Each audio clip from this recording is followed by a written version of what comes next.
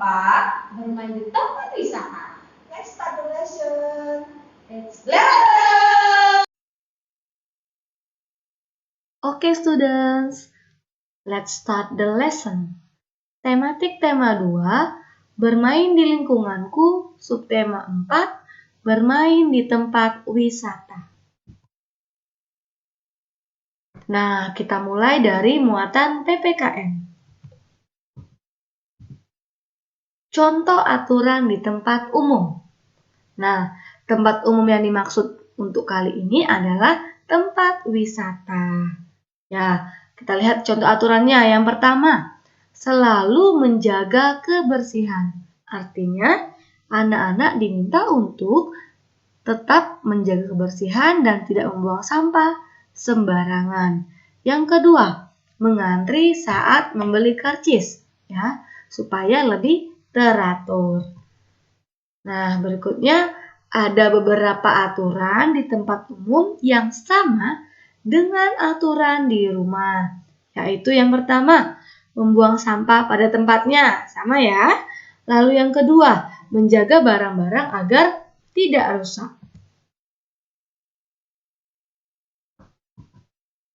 Nah, sekarang kita lanjutkan ke tempat wisata.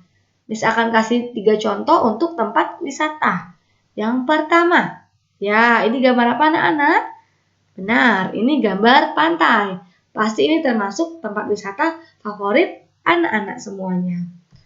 Nah, yang kedua ada gambar kebun binatang, ya. Nah, yang ketiga ada lagi taman bermain. Ini dia 3 contoh tempat wisata. Sekarang kita lanjutkan ke apa saja aturan yang ada di tempat wisata tersebut. Yang pertama, membuang sampah pada tempatnya. Artinya, anak-anak diminta kembali untuk tetap menjaga kebersihan. Yang kedua, mengantri saat membeli tiket, ya, supaya tetap teratur, ya. Nah, yang ketiga, tidak merusak fasilitas wisata yang disediakan, ya, tidak boleh dirusak, dicoret-coret tidak boleh. Yang keempat, jika di kebun binatang dilarang memberi makan hewan karena sudah ada petugas khusus, ya.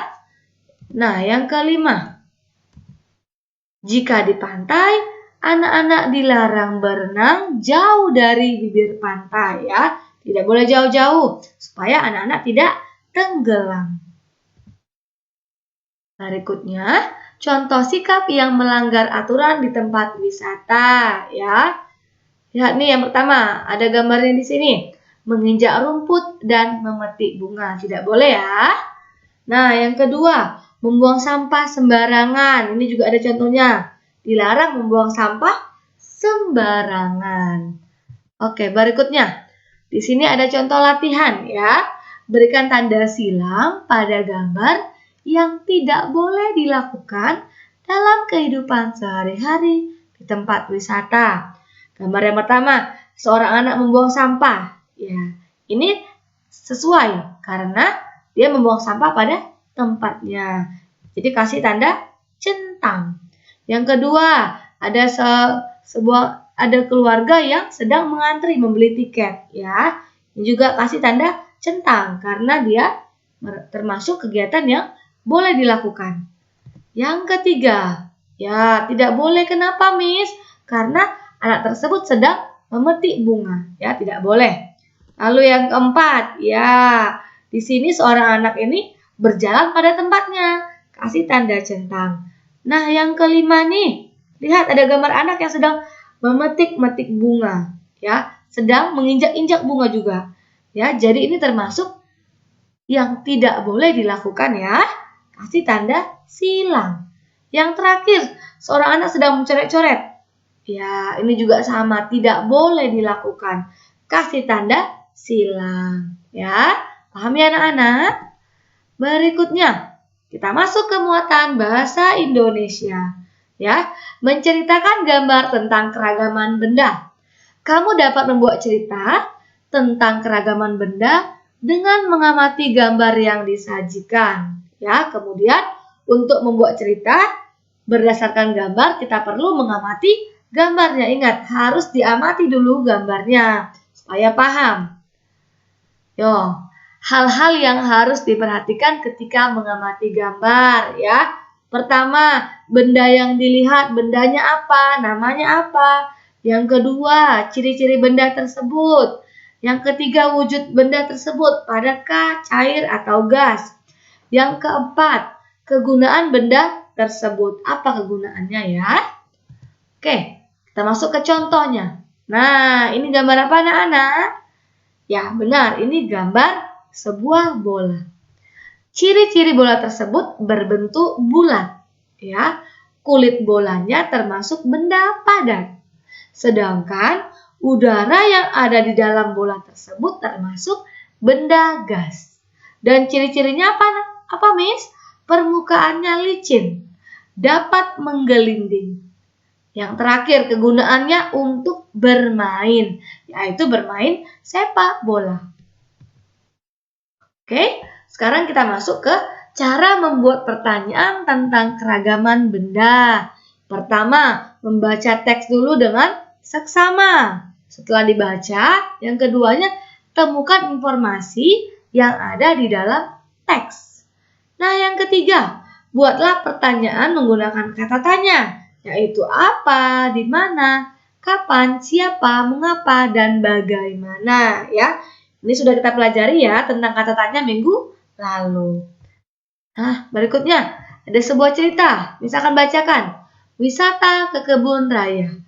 Komang dan teman-teman akan pergi berwisata ke kebun raya. Mereka akan pergi menggunakan bus. Sebelum berangkat, Bu Guru meminta siswa memeriksa kembali peralatan yang dibawa.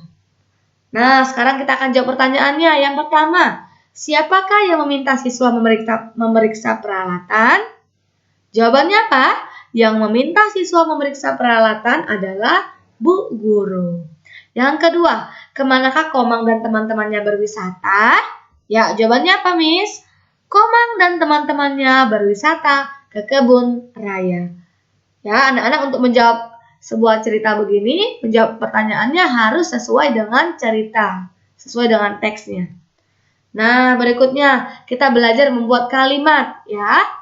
Setelah mengetahui kosakata tentang benda, kamu dapat membuatnya menjadi kalimat. Nah, sebelum membuat kalimat, kita harus mengetahui makna katanya terlebih dahulu.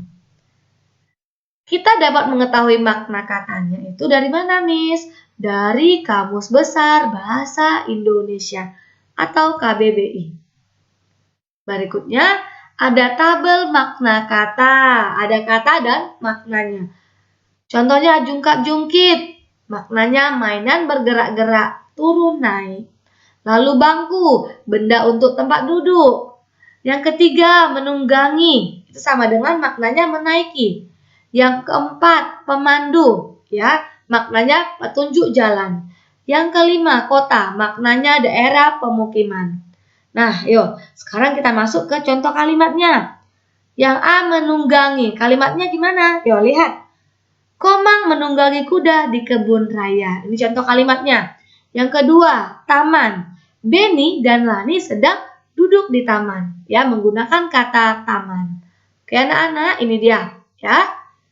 Contoh kalimat berdasarkan kata yang tersedia. Oke, I think that's all for today, anak-anak. Tetap semangat, stay safe and healthy. God bless you. See you.